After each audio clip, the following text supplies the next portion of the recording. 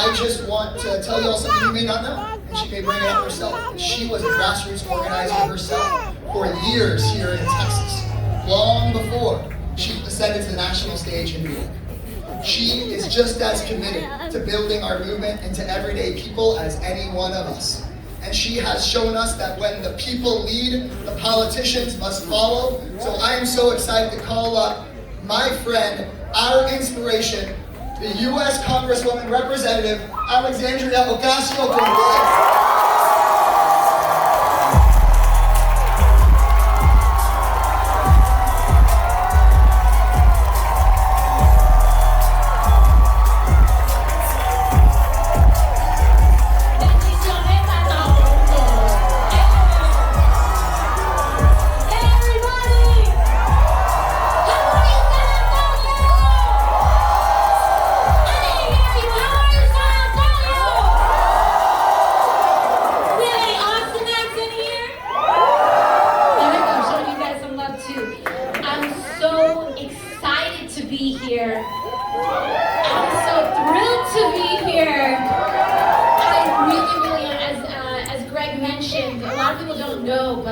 My organizing life started right here in the state of Texas.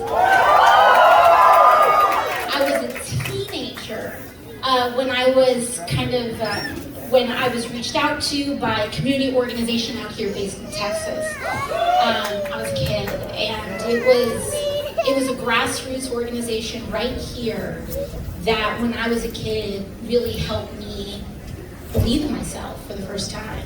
And I didn't have a lot of resources, my family didn't have a lot of resources, and it was right here. And so it impacted me so much as a kid that when I got older, I just continued working in the community that invested in me first. I see that Puerto Rican flag right there. And so, I love you back, and so we love Jessica too. And so what happened was that in my late teens and in my early 20s, I spent a lot of time here in Texas. I spent a lot of time organizing here in San Antonio and in Austin. I took 8-hour drives from here down the Eagle Pass. I spent time in Laredo. I spent time in Houston and in Dallas, all over this state. A lot of people don't know that. And in those years doing that work, the absolute indelible impression that was left on me is that this state is going to change the country. No Trump, no BS, ni nada. And I have believed that since I was 17 years old. And here's the thing, is that when I first called Greg, I was like, yo, what's happening out there in Austin? I was like, what's going on?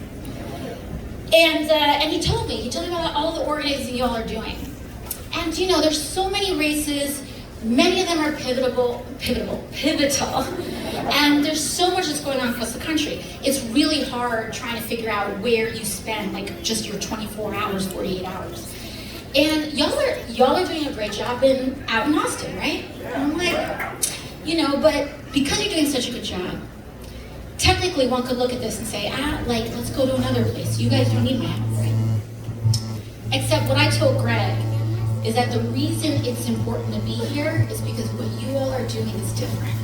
You all are building infrastructure. You're building infrastructure. You are unionizing. You are striking. Shout out to our striking symphony workers. Shout out to our Starbucks workers who are declaring organized out here. You all are passing city council ordinances that are some of the first in the country to tackle state violence. Y'all are doing a lot. And we have to make sure that this becomes a springboard for the state. That's why I'm here, for the long game. I don't care how many cycles it takes, it's going to happen. It is going to happen. Texas turning blue is inevitable.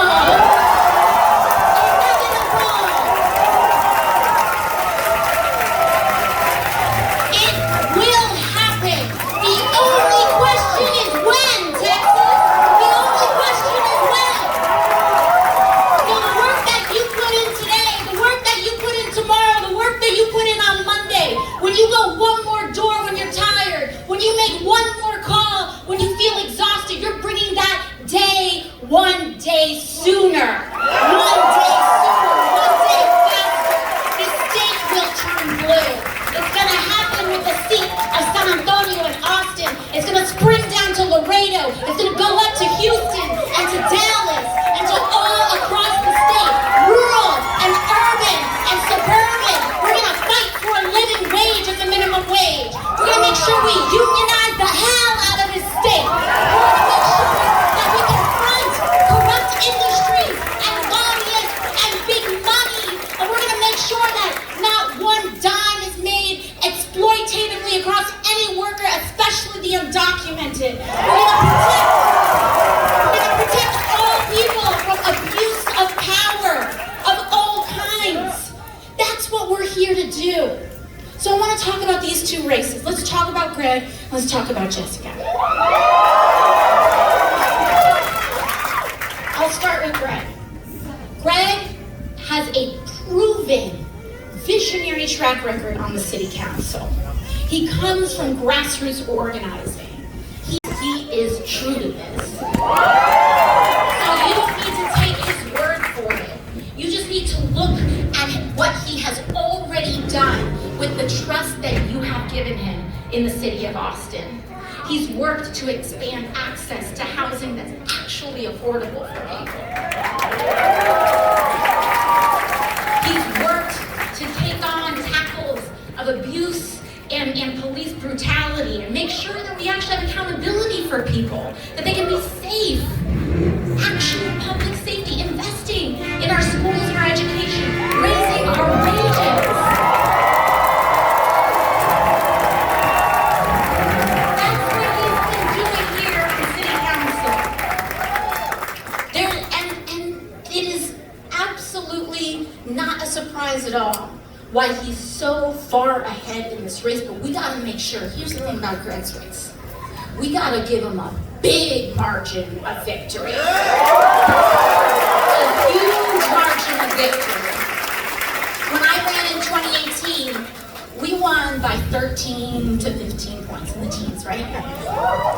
Pretty good, not bad. But what I will say is that in 2020, the empire fought back, all right? The corporate wing of the party, establishment Democrats, mounted a $3 million primary challenge against me in 2020. It was bad. But the thing that we said then is, this isn't just about getting the dub. This is about making sure that we send a message. Do not mess with Texas. Progressives. Alright? That's the message that we're going to send for Greg. Let's talk about Jessica Cisneros' race.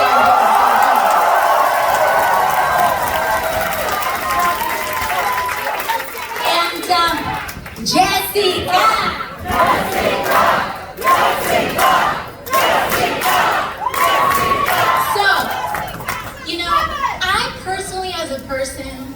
I try not to get super into the chisme, whatever, right?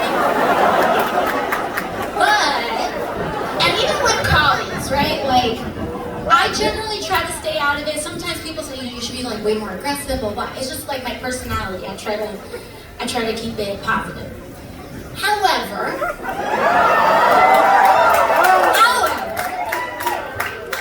Representative Cuellar decided to put my name in his mouth. So let's talk about it.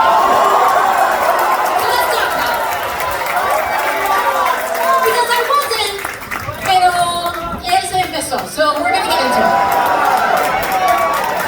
Because that doesn't happen without a response. So here's my response. Henry Cuellar is bankrolled by big money. So from a very basic level, if you are just a person in our democracy and you have